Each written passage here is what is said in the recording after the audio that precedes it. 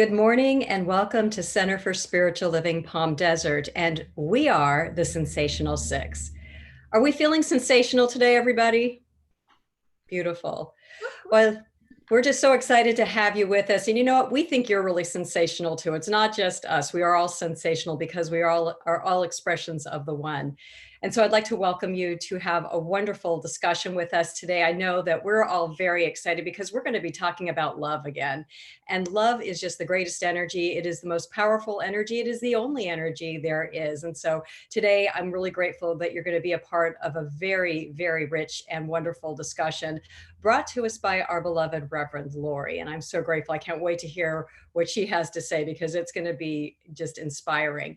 And I just want to invite you to be a part of the conversation as well. We love having your comments, your questions. It allows us to go into different territory that we may not know to go into. So please feel free to bring your questions to us and we'd love to get into conversation with you. And so, as it is customary, we always start every event, every occasion with prayer. So I invite you just to close your eyes if that's comfortable for you and relax into this beautiful moment of now. As we just breathe easily and effortlessly into the truth, to remember and to know that there is only one mind, one power, one presence, one source of life that is the everlasting nature of God that we all are. And I'm very grateful that I sense that one. I know that one is everything that I am. And I know that one is everything that everyone is, because everyone is that creative source of life and energy, fully and completely empowered to express the authentic, the love, the joy that is everywhere present within and around all. And so as I open up this beautiful space of conversation, of discussion, of enlightenment, of inspiration, I'm so grateful to be here with my brothers and sisters in ministry and this beautiful community that is joining us today, knowing that all are here by divine right appointment to open up the heart and the mind, to see things through a new lens, through the lens of love, to be able to rise above that which shows up as appearances, that which shows up as just the human mind looking through human eyes, and to rise up into the eyes of spirit, our eyes, and to just allow ourselves to transform consciousness, to see things differently, to see things rightly, to see things truthfully. And so I'm grateful to know that this is a place where we can ask questions, where we can listen and learn and just be part of this wonderful, but wonderful focusing of our divinity, to see it clearly and to live from that place of truth. And so I know that everything right now is unfolding beautifully, easily, and effortlessly. I am knowing that everybody is on their A game, and I'm knowing that spirit is flowing strongly and powerfully through all here today. And so knowing in my heart that this is just a blessing to be a part of, I'm grateful just to open up the space, knowing that the mind of God is our mind and is flowing and is revealing what needs to be known and talked about today for the greatest good to unfold. And so knowing this is true, I release my word as law, knowing it is absolutely done, as we say together, and so it is. Well, good morning, everybody. Again, as we always start our show, we have a fun question in which each of us will answer in our own way with our own experiences. And, you know, I know that Reverend Lori, she's always got something going on that's creating something that's going to come together to open up to something really amazing. And so our actual topic today is the lens of love. And our question for each of us today is, was there a moment in time where something suddenly came into focus for you and it changed everything? So I see an intersection of ideas coming. Well, I'll start the conversation. For me, actually, I had a very recent experience such as this, where after we became ministers, and you know, we weren't given any pressure and having to figure everything out. And we were even told in our last week of paneling that you're really not going to know what your ministry is about for a couple years down the line. But that didn't sit well with me because I always need to know everything right now. I need to know what everything's going to look like. And so I sat in that constricted energy and I was really blurry in it because I didn't have a vision. And so I had a lot of discomfort around there. And then just a few weeks ago, I realized it came into focus for me then I'm not going to have the clarity for a while. I needed to listen to what I was taught and just let it go. And so when the focus of that became very clear that the clarity isn't going to be there yet, I relaxed and I felt so much better because now I can have fun in the journey, because you know what? It really is about the journey. So that is my latest clarity on what came into focus for me that really lifted me into a much better mind space. So that's my share for today. And I'm going to pass it on to Reverend William. Well, good morning, everyone. That is a wonderful story. I'm going to have to go back a little bit farther to the beginning of my ministerial journey. And it really, everything changed for me when I had my first demonstration. What others would call miracles, we call demonstration because they are just a natural part of life. And so when I had that demonstration, it came about in an odd way that it couldn't be explained any other way, that I then realized that this journey I was about to begin was something substantial, was something scientific, it was tangible. It wasn't this ethereal, off in the distance type of hoping. It was a knowing that I was connected and part of, and now knowing that I am it. I am all of life in this expression, in this body. So when that happened, it changed my life forever, to where now I'm considered a reverend. And 6 years ago, I would have said you're nuts. So with that, I'm going to pass the nuts off to Reverend Gail.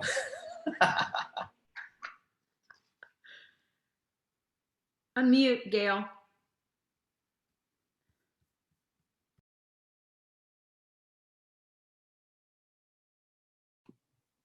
How about that? Now I think I'm unmuted. Yes, I love the heads nodding. So thank you for both kind of starting to walk down some memory lane. Absolutely, for me, there was an early moment in time when something suddenly became crystal clear and everything changed for me. And that occurred in my early 20s. So we're heading way back in time when my father suddenly made his transition. And when I was young, I really didn't have any framework. I didn't have a vocabulary for or language for what was, in my mind, considered extraordinary. The inexplicable, the grace-filled experiences that can happen around loss and dying. I had this strong inner knowing, this sense that when we transition, our body and soul separate, but I really didn't have a clue what happens after that, what happens to this non-physical part of us. So if you are one of the many, many people like me who have had some experience of connection with their loved ones after death, you know that we just don't cease to exist. The process of dying involves more than just living human beings and what we can see in this world. It's a much larger and more, I think mysterious is a good word, undertaking. So when my father transitioned, I experienced that when a loved one transitions, they do not simply cease to exist. They continue in some way, and we can even have a healthy and an ongoing relationship with them. So not only did I had vivid dreams, I had visions and visitations with my father of all different kinds and characters. I came to understand that all of these fit into his soul's journey and my soul's journey. And I actually found out later that my father had also visited with my mother, my grieving mother. He had actually sat in a special bedroom chair with her every night during her time of deepest sorrow and deepest grief until he knew that she was going to be okay. So from this really early experience and then other layered experiences in my work with death and dying, I've discovered kind of a sort of a map around the larger spiritual process that happens at death and also happens during bereavement or that period of grief. And understanding what's happening at a spiritual level, I now know what to look for and actually how to cooperate with and in many ways kind of amplify with ease and with grace the mystery that then makes death and loss bearable. So that's my share. I appreciate your listening. And Reverend Brad, I'm curious what you can share around a moment of focus for you. Thank you, Reverend Gail. That was sweet memory of yours. Thanks for sharing it with us. Um, as all of us are in spiritual practice, we're probably getting a lot of ahas. And so I always try and go with the first thing that came to mind. And I think my colleagues heard the story where I was a big brother with big brothers, big sisters for a number of years, and I had a couple of littles. And one was a young man that he and his mom also went to our church. And um, uh, uh, so we had a lot of outside our 4 hours a week kind of time. But anyway, I remember having a conversation with him, and it was before I dropped him off late one night after a movie or something. And he was a preteen or a junior high. So we start talking about those things, right? From sex and drugs and all sorts of stuff. And I was in religious science and had a few classes. And I remember the conversation. There was so much more wisdom and love and compassion I shared than was in the being of Brad. That was the first time I knew there was something beyond me that could flow through me. And part of that time also was my first demonstration. I had a lot of judgment on his single mom. Nice lady, just I thought I really judged her of how she was parenting and no boundaries and blah, blah, blah, that kind of stuff. And I did prayer work. I said, I can't have this going on in my head and my heart. How can I just love her and love the whole situation, to be thankful that her son Alan and I get to hang out when we do, and maybe play at church in the youth group and get to do that kind of connection. And within days, she's calling me for parenting advice. And I remember so definitively how, oh my God, it took a while, but this stuff works. So that was my sharing. What can you enlighten us with, Reverend? Oh, well, good morning, everyone. Wow, I'm so glad that I came up with that question because I really loved listening to everyone. Cheryl, are you Miss waving? Yes, Cheryl. Oh, I forgot. Oh, Cheryl. Sorry. I can go after you. Go right No, ahead. no. Go. I thought he said Cheryl, but I guess maybe I just misunderstood.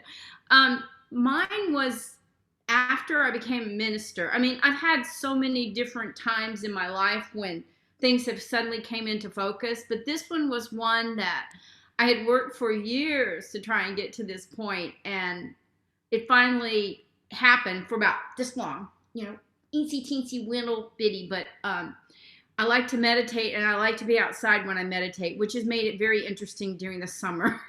But so I have to get up at dark 30 basically, and go outside and sit if I want to meditate. And so just after we became ministers, I was sitting outside, I was meditating, and I meditate, and I keep thinking I'm going to reach that beautiful point, where I get to that point of deepness, into the deepness of it. But all of a sudden I felt something land on my arm, and I was like, ah! But I looked, and it was a praying mantis. It landed on my arm. And so then it's like he looked at me and I looked at him, or she looked at me and I looked at her, and she jumped off onto the ground, and I didn't want to leave her there, so I scooped her up and I put her on a bush next to me where I was sitting. And I turned and I looked, and it was the most phenomenal thing, because looking at this little bug, suddenly the whole universe just went whoop. I mean, it's like, I start shaking even thinking about it. It was like all of a sudden everything was in place. Everything was this powerful energy that I realized that there was no separation between me or anything, not even this little praying mantis. It was sitting there looking at me, and I'm looking at her, and but it was like just for a nanosecond, I was in that place of being totally in tune, totally in vibrational energy with the entire universe. And it was like everything looked different. And it's so hard to describe it, but if you've been there, I know that monks spend years to get to that place of the infinite, the smallness and the largeness of it. And it was phenomenal. And right after it happened, I'm just kind of sitting there like, I want it again. I want it again. I want to go back there. And, but just to have experienced that, even for that minor second, look at me, I'm still shaking. But anyway, to experience that for just that one minor, brief second, just completely changed how I felt about everything. I suddenly realized there's no separation anywhere from anything. I'm all part of the fabric of the universe. I am totally here. This little expression of light right here is part of it all. And it was such a beautiful moment for me. So thank you for letting me share. And now, Reverend Lori, jump in there. I guess I'm just over enthusiastic this morning. Oh, thank you for sharing that, Reverend Cheryl. I actually had a similar experience when I was a child, and it definitely shaped the rest of my life. That isn't the one I want to share today, though.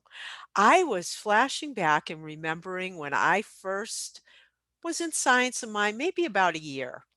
And I was really, I loved it. I was like a fish to water, but it wasn't quite clicking yet. It wasn't quite working for me yet.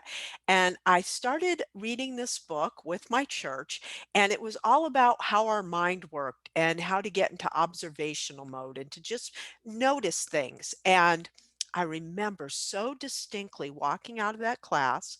It was at night, it was dark, and it was a very small town like Mayberry. Believe it or not, in LA, there's a little town that's very similar to Mayberry, Sierra Madre. And I remember walking out, and for the first time, I felt separate from my thoughts.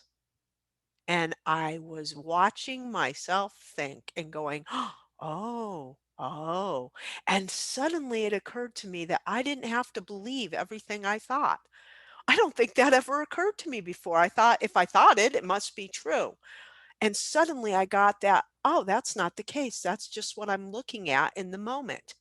And that's where this whole idea for the lens of love came back to me when I was looking at this question. And then I remembered a story my friend Elsa told me. She's 99 years old. So when she was about 97, she told me a story when she was a little girl. Back then, it was the 20s, and she couldn't see. She could only see up close, but she couldn't see distances. But nobody knew it, and she thought everybody's world looked like that. So that's an interesting observation. She just assumed nobody could see anything past 2 feet. Well, finally, they figured out that, oh, wait a minute, she needs glasses. They took her to the optometrist, and she got her glasses, and she said on the way home, she looked out and she saw trees, and she was in shock. She didn't know trees had leaves. Think about that for a moment. All of a sudden, she could see the leaves on the tree and that they were distinct and separate, not just a blob of whatever color sitting on top of a stick, which is all she saw before. Now she's 99 and she doesn't see very well at all anymore, but I'm sure she can still see the leaves in her mind. So, out of that, what I get is once you see something, you can't unsee it. That moment in Sierra Madre changed me because suddenly I got that I could observe my thoughts and that my thoughts didn't necessarily mean anything. They were just simply where I was focused. And from that point on, I was at a choice. I could choose what I focused my lens on, what I looked at. And that changed everything. And I could never unsee that. Once I got it, I got it. And I didn't have to work at it. It just happened. So that's, what I want to talk about today. How do we do that consciously? Because it's really not that difficult. It's a practice, it's a skill set. Um, Asking questions. I always come back to ask questions. And I think of Reverend James or Dr. James. He always says, what are you thinking? Well, first, are you thinking? And hopefully the answer to that is yes. I think we're always thinking. What are you thinking? And then do you want to live the result of what you're thinking? So those are great questions to ask. but it's also knowing that you can shift your lens, that you can shift your focus in a heartbeat, and whatever you land on is what will come into being for you. It will come into your experience. So think about your cell phone, right? You have your cell phone and you're going to take a picture, and you're looking and you're only seeing what you're pointing your phone at. Everything else is out of view. Did it disappear? No, it's still there. You're just not seeing it in the moment because you're looking at your phone. And our minds work like that. When we land on a belief or a conclusion, everything fades away, and only that which fits into our belief or conclusion comes into view. If you want to change your experience, you don't have to change your thinking, and you don't have to change your thought. You simply have to look in a different direction. And don't worry about the rest. It'll fade into the background because there's one mind. So everything always exists. So when you're trying to change it, that's just taking a lot of energy. And if I say don't think about a nice hot chocolate chip cookie right now, what are you thinking about? I don't know about you, but I'm thinking about a nice hot chocolate chip cookie right now. And now I want one. So saying don't think about something just has you think about it more. And to be honest, it made me a little crazy back then. It's like playing whack-a-mole, trying to change my thoughts. So instead, I learned to shift the focus of my attention to something more interesting, like what am I interested in here? So when we look out into the world right now, we certainly can gather evidence for things being divided, right? And for things being a little bit of a mess. But alongside that, there's so much evidence of love in coming together. And so, which one do you find more interesting? Focus on that. And it's like if you're having a bad day, this is my favorite thing to prove. So, you're having a day and maybe things aren't going so well. Stop, take a breath. What am I grateful for? Do you notice when you focus on gratitude and you see that first thing, what happens? It's kind of like a magnet. And all of a sudden, oh, wait, and then there's this, and then there's this, and then there's this. That works in both directions, by the way. So you're focused over here on division, you will see a lot of division and you will miss the love that is existing right next to it and the unity that's existing right next to it. And the truth is, there's only unity, right? It's what we teach. There is oneness. So just coming back to what we teach and the principle and taking that wide angle view, that universal view is a way to anchor that in, but you can do that in the smallest of ways as well. Look at Reverend Cheryl having that experience with that praying mantis. That was a microscopic level, but in that praying mantis, she saw the entire universe. She experienced oneness in that moment. We can invite that into our lives anytime we choose by simply shifting our attention and looking for it, because you always find what you look for. So what are you looking for? Because all we're doing here every single week, the Sensational Six, all of you watching, as we're looking at wanting to have a better experience of life. That's it. So this is just a really simple tool, and ultimately it backs itself into remember who you are. So I found this wonderful, wonderful quote from Meister Eckhart. He says, everything has beauty, but not everyone sees it. The eye through which I see God is the same eye through which God sees me. My eye and God's eye are one eye, one seeing, one knowing, one love. Oh, wow. That just made my heart expand in magnificent ways. And it's like, oh, look through the eyes of God. You know, there's a creative energy and we are it. We are not just using it, but we're actually it. And to me, that is the most interesting conversation we could ever have. So, on that note, Sensational Six or Fabulous Five, have at it. I'd love to hear what you saw out of that and what you want to share. What came up for you? Okay. Well, oh, Reverend Dale, you want to go? Okay, here we go. That was so wonderful. I just love all the analogies and your expression. You paint a great picture. And from that, I love the diversity and you're calling, and I'm reflecting upon myself and my own interaction with life and my part of it. And excuse me.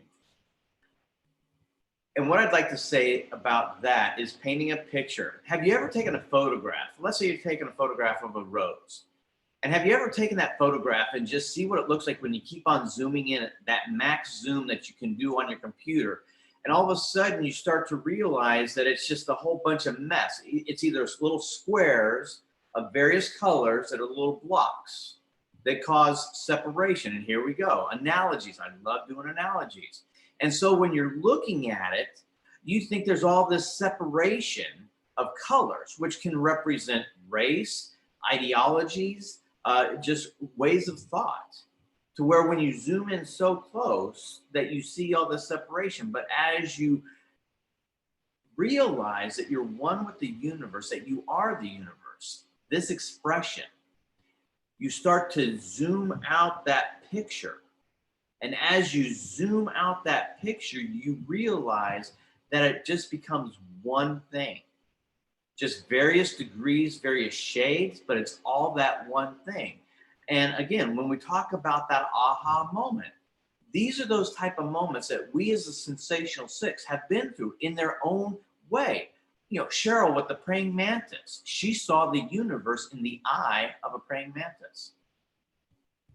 When you can see that and find that aha moment where whatever it was for yourself, then you realize that you are not just one of, that you are the entirety, that there is no separation. And so all this stuff that you're seeing and happening of this division, we're all focusing in on a little tiny minuscule. Let's allow ourselves to back up from it and see the natural unfoldment of spirit expanding upon itself. And so with that, I open up my thoughts and allow somebody to kind of calm down. Hi. Okay, we have a question. It's from G Riz. I think Lori might know who that is. Hello, everyone. Have any of you had a long time prejudiced or judgment about something, but after deep spiritual observation, you were forced to see your embedded thinking differently, but with human emotions, you still struggle not to judge it? I can just start that one. Huh. Yes. Mine was more about a mindset about when I was a child, was that I just thought that poverty was something that you should never be in poverty, that you should just work hard and everything should be fine. And that, you know, if you're doing the right thing and you're working and doing everything, then you'll be fine. Right. But that was just made me kind of feel judgmental towards people that were not succeeding or were not, you know, making their life better. And so I had to step back and see that, yes, it was their consciousness that brought them to this level of thinking. But what's to say that I had no idea what brought them to that place? And so by me sitting in judgment and thinking that they were lacking or they were failing in some way was absolutely wrong. And it took me a long time to realize that you can't just sit back and make blanket judgments about anyone or about anything. You have to stop and look at each individual and just realize that everybody is expressing God in the best way that they know how with the tools they have. And so that level of consciousness is just a level of consciousness. It's not judgmental about it or anything. It's not to think that they're less than or that they're lacking or that they're limited. It is just their level of consciousness. And so what I had to do was raise my level of consciousness to the point of knowing that everybody is just where they're supposed to be at this moment. And whatever their journey is It's coming from their own thinking. And if their thinking is that's what it is, then who am I to judge? Who am I to say what you're doing is wrong or anything like that? So it really opened up my mind a lot when I stopped judging anyone by any of their life circumstances. Just let them flow, let them walk their journey. And they want to walk alongside me, perfect. But I'm not going to jump off my path onto theirs, and I'm not going to drag them along on mine. So it's just a consciousness of knowing that everybody's expressing God in every moment. So that was mine. Anybody else want to jump in? Wasn't that a moment of absolute relief, Reverend Cheryl? I mean, there's that moment where you see, oh, okay, life unfolds perfectly for everyone, and it's not up to me. And people, you know what, if people have their own answers, and I know G Riz knows this. That's something we talk about all the time. That happens to be my friend Gilmore out there. Hi, Gilmore. It's something we're always talking about as friends to look at. Okay, what are the conclusions that we're holding to be true about people, and is that what we want to experience? And if you really want to be supportive of somebody, the way you do that is to know they have their own answers, and you just stand there and know the truth about them. It's what we do as practitioners. When you see somebody as God and as having their own answers and being on their journey, and that journey is unfolding perfectly, they will experience anything you do and say as support, and you will experience a love. Um, Love comes forward, and there's no heaviness about it, because when we slip into judgment, it doesn't feel good. It's not our true nature to judge. It is not our true nature to gather evidence that is negative about someone or a group of people. It's just not who we truly are back of it all. And when we're out of alignment with who we are, we don't feel quite right. And that's, one way you can tell as well as what you're dancing with, and if it's useful to you, is just how are you experiencing your energy? What are you feeling in your body? I think we don't look at that enough, but our every little cell in our body is like a little radio tower, right? And it's tuned into something, and depending on what we're tuned into, we will experience our energy a certain way. So what Reverend Cheryl said, that's a freeing energy. That is I can take a deep breath. And the opposite of that is a constriction, and you can feel it in your body when you start to think ill of somebody or judge them for their circumstance, which none of us are our circumstance. None of us are that. So my 2 cents. Thanks for the great question, Gilmore. So I loved Cheryl and Lori's response, because the truth is we are all in control of our own experience of life. That's the bottom line. And I love the way Lori always says, hey, Sensational Six, let's get practical. So maybe you haven't had one of those experiences yet that some of us have described, or maybe you're wondering, what are some ways that I can do this? Focus on love only. And so I'm going to share with you, some of the tools that I use, because I need to keep at the top of my awareness that this is the experience that I want of life. And for me, it starts very simply. It actually starts and ends with being for something and not against anything. And that's really the division that Lori was talking about when she did the introduction to our topic. So being for something and not against anything is how I can focus on love only. So I keep my focus on love during what feels like a contentious election cycle by focusing on what I am for, focusing on what I am for with passion, and not focusing on what I may feel I don't care for or I don't like. I'm focusing on what it is that I am for. And I can focus on love during this experience of unrest and violence between people and against property by focusing on what am I for? I'm for peace. I'm for equality. I'm for respect for people and property. And I'm not focusing against anything. So I know sometimes it can feel easy to focus on love when it feels like everything is going well. But what about times like right now, when we encounter obstacles, we encounter the perception of difficulties, which I know hugely trigger me, and I'm guessing might be triggering you. And this happens to all of us. And two practical things come to mind for me. And the first is it's really to develop a way of being in the world which allows me to encounter what appears to be difficulties from a place of spiritual poise. I know I used that term last week. And I have to do my own spiritual work to allow me to be prepared and be able to encounter these obstacles from that place, that balanced place of spiritual poise. So I'm grounded in my practice, and I'm extremely difficult to unbalance. That's what spiritual poise is to me.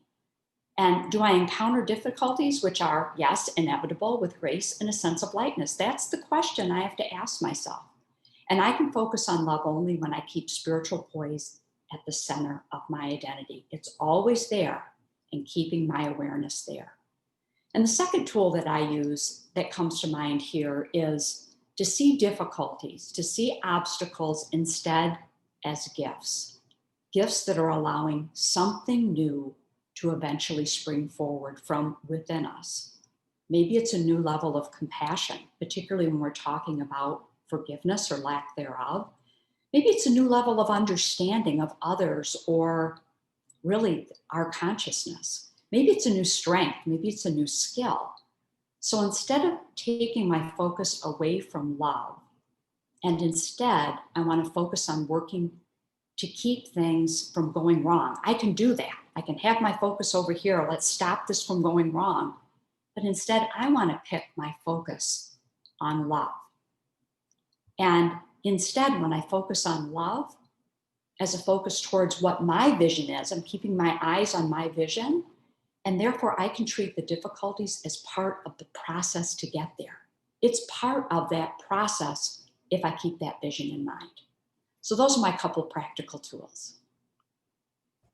Thank you, Reverend Gail. I love that you just brought us back into giving us something usable. And I know that's Lori's thing, and I appreciate that. Something that I feel like sometimes I represent the yeah, but faction. When people love all this good stuff they're saying, but they don't see their ability to do it because they're so stuck in the negativity. And I just want to speak to that because I used to be an addict to negativity.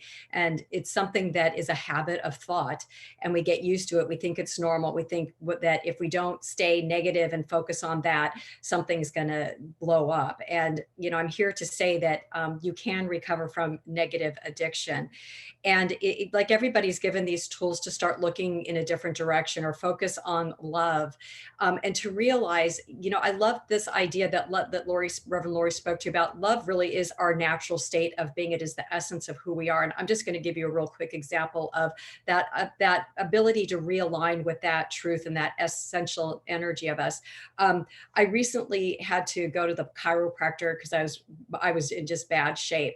And I got adjusted, and I feel like all of my energy is now flowing beautifully in my body. And it's also expanding my consciousness because, we're a holistic being and everything's working together. And I realized from that experience that a lot of the negativity that I've been seeing in the world, even though I'm able to do my spiritual practice and not get hooked into it, I think it was still landing in my body and I was becoming contorted. Yet I thought the contorted was natural in who I was because I was just living with it. It was like, that's just who I am. But once I got myself aligned, it's like, no, this is the nature of who I am because I'm energized. I feel the flow of life. I feel optimistic. And I realized that it is our natural state of being to be in alignment or to be expressing those natural qualities that we have of God. But we forget because we get so loaded down with thinking negatively that we forget and think that that's who we really are. And so a lot of these tools we're teaching you is to remember who you are, that you are the light, you are the love, you do bring into your consciousness all of these great qualities of spirit. And that is true. And that is who you are. And I think when when we en masse are doing this, I do believe that we are shifting the whole energy of our world to bring forth a greater good. And so, like all of us refocusing, if we're all refocusing on this vision of highest and best good, and all this great possibility, and love reigning supreme with all of us, if we've got this mass focus on that, I know that we're going to start seeing it in a bigger, more powerful way. So, Reverend Cheryl, I think we have some questions. Unmute, Cheryl. Thank you. There's Cheryl. She did it. She did it again. She didn't unmute. Okay. We have some comments as well. I think I'll start with the comments as they came in. Some of them are pretty cool. It says, each of you are so stunningly expressive with your SOM principles. Being around SOM from coast to coast, I'm really impressed. Certainly look forward to meeting you all since we moved here just before our lockdown when it becomes possible again. And that was from Carol May. She's been attending some of our things. The other one is, this is a nice comment from Ernest Holmes. It says, life is a mirror and will reflect back to the thinker what he thinks into it. Isn't that cool? That's it right there. Whatever you're thinking is reflecting back on your life. Just see it. Okay, and then the next one, oh gosh, we got a lot coming in here today.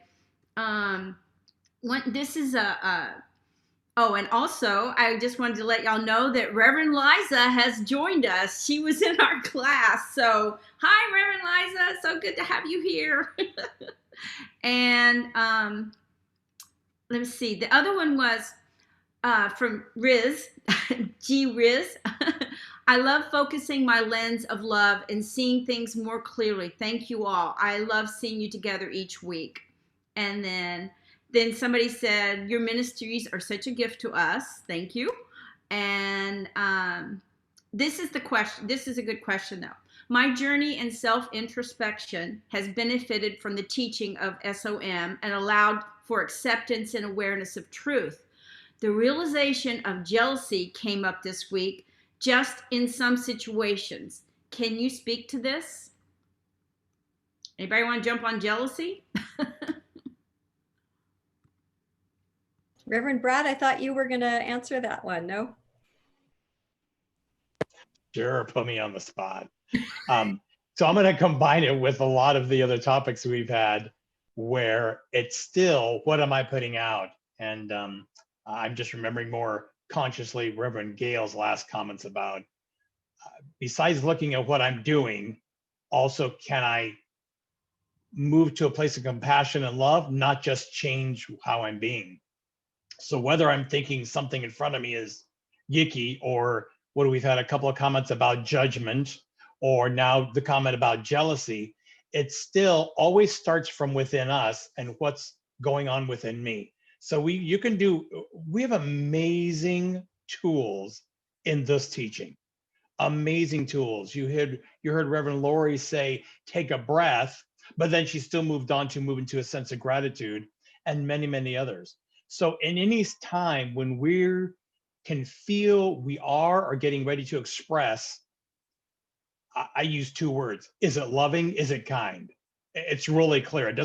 You don't have to figure much out.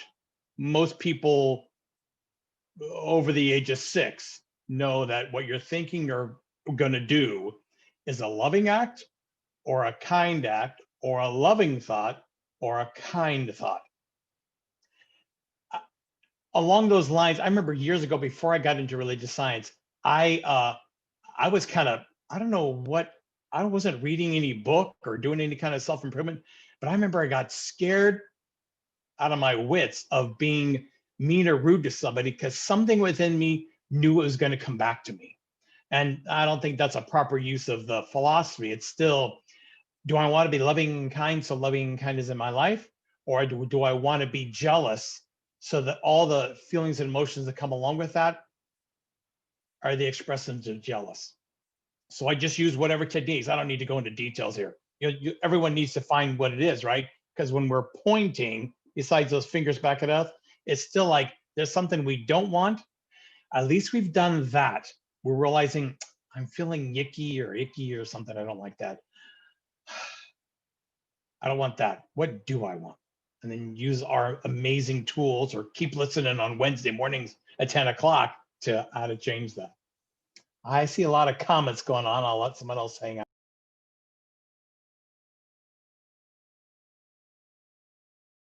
Did we decide it was going to be Reverend Lori? Yes. Oh, I just had a quick question about that. So wherever that comment or that question came from, the question I'd ask you is, what do you have to believe in order to feel jealousy? Answer that question, find that belief, and then is that the belief that you want to experience? My guess is obviously no, because you wouldn't be asking the question. But what is the belief beneath jealousy? Limitation. It has to be some sort of limitation, that there is not enough. So fundamentally, that's not the truth with the capital T, but it's also not even the truth with the small t in our experiential. So now it's like, what's the more interesting conversation?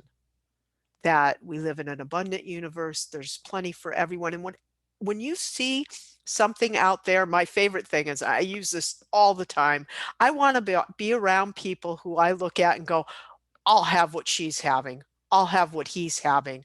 I say that all the time. So it's like the opposite of jealousy. It's like, whatever they're doing, I'm going to pay attention here because I can see they're having this amazing experience and they have something that I want and there's enough for everyone. So let me kind of pay attention here. So that's why I love hanging around with these 5 amazing ministers every Wednesday, because I want to have what they're having. And so there's no looking at one of them and saying, oh, they got something better than I do. No, I can have that.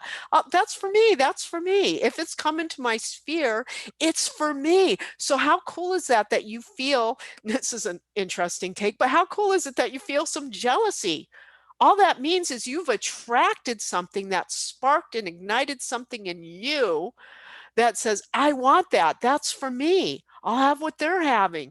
That's a good thing. Have that conversation. Oh, that was wonderful insights. And so here's and what you just said ties perfectly into what I'm about to say. And when we took our tests, one of the questions was, what's the purpose of life? It's very simple. It's 3 letters: joy. Joy is the purpose of life. And Reverend Laura is talking about love today. Now, love is what you are. The action is joy. And so when you're looking in judgment of jealousy, you're coming again from a place of lack. You're not seeing the truth of who you are. And then when Reverend Cheryl was talking about seeing the people on the side of the road and in judgment of what they're doing, of what, that's not what I want to experience. Who are you and who am I to judge that person on the side of the road? When the purpose of life is joy, can I truly say that that person has less joy sleeping on the side of the road, or more joy than what I have? I may have more stuff around me, but does that stuff equate to joy? That's a question that I think about all the time. And that's where I come from in all situations. And I try to not see and come on one side of the aisle or the other, but see it from a point of who I am. And that is the expression of God and of spirit. And when I come from that point of view, regardless of what I see going on around me, it allows me to come from a centeredness in all situations. Things that are important to me, I take care of. Things that are not important to me, I allow just to, like a water on a duck. I allow it to roll off my back because it doesn't affect me. And I think too many of us are getting involved in things that aren't part of us. So my statement to you is, in all of this talk, love is what we are. The purpose of life is joy. Focus on that joy. Focus on your joy. And you will see that life unfolds so much easier Just allow it to be and find that joy and express that joy to others. And that is what we will expand. And so I open up what I've said to more comments. Thank you so much. I just want to go back to what Reverend Lori was saying and the whole thing with jealousy, and refocusing on what those feelings of jealousy when they come up, rather than turning those feelings as something of that are kind of aversive and not real positive. Instead, to turn it into saying, if I'm feeling jealous, then that means that there's a potential within me that I'm seeing in them, but it's, if they can do it, I can do it. And that's what's happening with jealousy. It's just awakening to you something inside of you that you can do, that you can have, that you can be. And that's the message. That's the message. So I just want to pop that in there. I want to assure Hey, Reverend, that we all have triggers, and we are all triggered, all of us. We all have that experience. And what I've come to realize is that everything on my path is the way, not an obstacle. And my path contains all of the elements that I need to help me along the way. And I know this is true for you. Even those elements that on first glance, I don't really desire, or you may not desire. Some experiences are positive and others appear as obstacles. And within both, we realize and celebrate that both are teachers.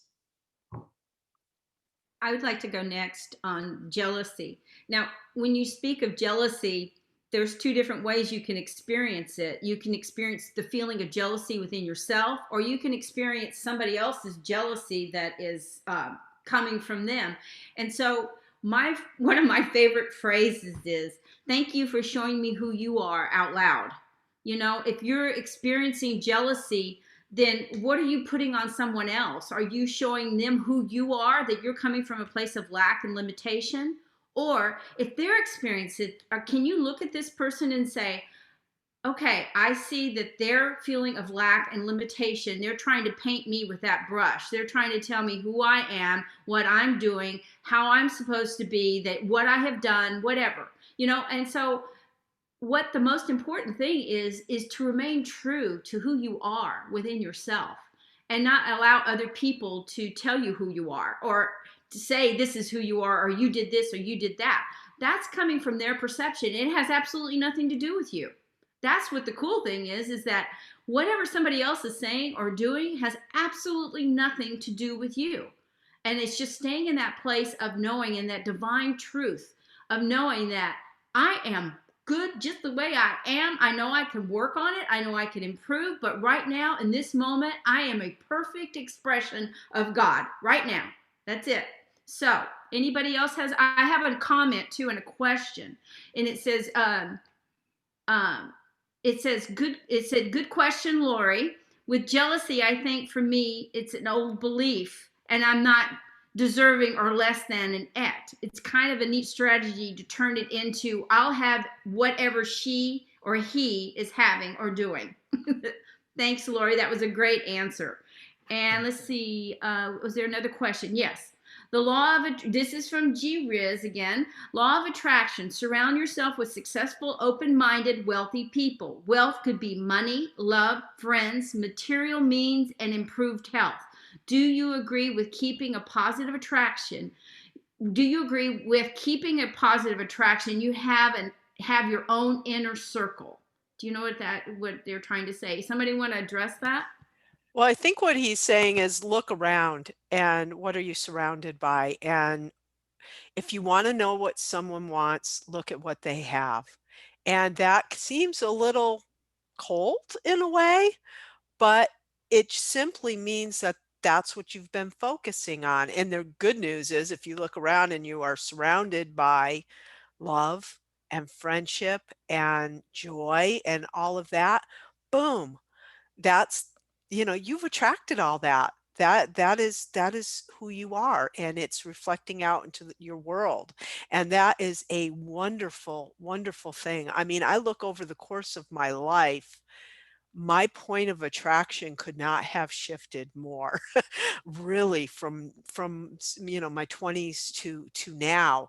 And now I look around and I am so overcome with love. It just, I I can hardly wrap words around the feeling I have when I look at my life and the people in my life. And that took some consistent determination and practice to keep shifting the focus of my attention to get understanding, as I think it was William said, that life is a mirror. For many years, I tried to comb my hair in the mirror, on the mirror, right? How does that work? My hair's not changing, is it? But that's what many of us do. We do that. Well, this works great with a camera. Usually it doesn't work that well without a camera, but the hair's here. I got to do this, not that. And so it's just shifting when you shift and focus on love only, you will attract love only. And that is a wonderful place to be. Well, I know we're Powerful, to that. powerful. Oh, go ahead. Hey, can I ask, I want to say thank you to Andrew for being our producer today, and he's with Swing Point Media. Hey, Andrew, could you keep the broadcast going for the gallery view? Because we're getting ready to wrap up. Reverend Cheryl, did you have another comment from someone? Yes, I just have one more. It's from Reverend Liza, and it says, I just got that when we allow someone else to define us in any way, shape, or form, it's a thought belief that is based on fear and lack. That's it. That was beautiful, Liza. Thanks. Go ahead, Powerful, Brad. powerful. No, just amazing show, folks. Thank you, my partners in life and love and Science and Minders. Anybody have one little quick comment? We probably have one time for one person. Awesome. We're all good. Thank you all for joining us very, very much. We so love that you participate, but also know just your presence is there that we get to partner with. I want to remind you a couple of things. Tomorrow we have Reverend Charles talking with Charles Holt, that amazing singer again. And on Fridays, Life on Love, the new LOL in our world with Reverend Charles, Life on Love. Please go to cslpalmdesert.org for amazing programs, groups, and what amazing content we have every morning at 10 a.m. I'm going to go and do a closing prayer and wrap up our time. Thank you for joining us. Don't forget that right after the time when you're done, you can click the blue Donate Today button right below where you're seeing our broadcast. So as we move to this time, giving grateful thanks of this time together, of the wisdom and the joy and the laughter and the partnership in this life, to produce, create, and feel and experience a deeper sense of love, of the infinite presence of spirit in everything we do and say and think and feel. God is, love is, I am, we are. And we let this truth be so. And so it is. Thank you for joining us. Love you. Namaste. Thank you, team.